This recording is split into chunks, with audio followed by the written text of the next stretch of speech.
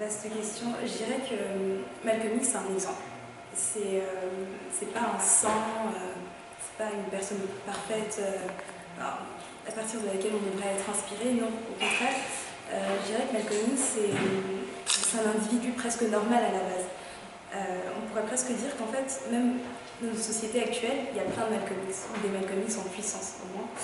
Et tout simplement parce que le contexte dans lequel il a évolué, donc son contexte social, économique, politique, et tous les obstacles auxquels il a été confronté, comme le sentiment de rejet, le racisme, la haine, la violence, les difficultés à s'identifier à une norme, entre guillemets, une norme sociale, c'est des thématiques qu'on retrouve encore aujourd'hui en fait.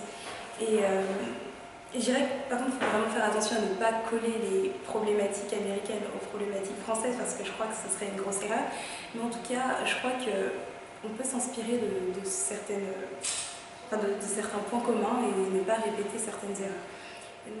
Il y a cette situation dans laquelle il est à la base, et puis il y a toute son évolution. Parce que, certes, c'est un être humain, je disais, auquel on peut s'identifier parce que c'est un être humain avec ses difficultés, ses erreurs, mais il a fait preuve d'un parcours exceptionnel et brillant en fait. Parce que sa capacité de se remettre en question, surtout après son pèlerinage, 1964, si je ne me trompe pas, il a vraiment réussi à transcender ses problématiques personnelles.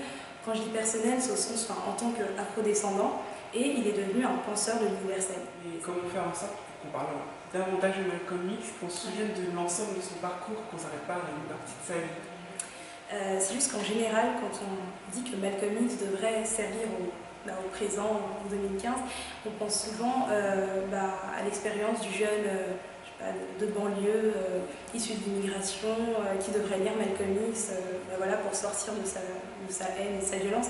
Moi, je pense que Malcolm X, ça va beaucoup plus loin que ça.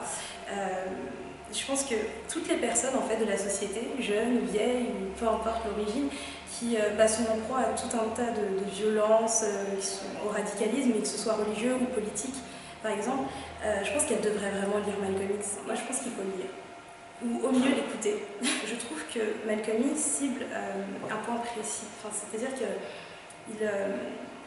c'est vraiment une question presque intérieure, personnelle, c'est comment on se sent en tant qu'afro-descendant. Et en fait, dans ma réflexion à moi, Malcolm X, il répondait entre guillemets. Ça m'a vraiment permis d'évoluer à ce point-là, et c'est pour ça que j'ai commencé à lire Malcolm X et à m'y intéresser, et surtout écouter ses discours, parce que je crois que c'est un grand orateur, et que son message passe beaucoup, mieux en tout cas à l'oral qu'à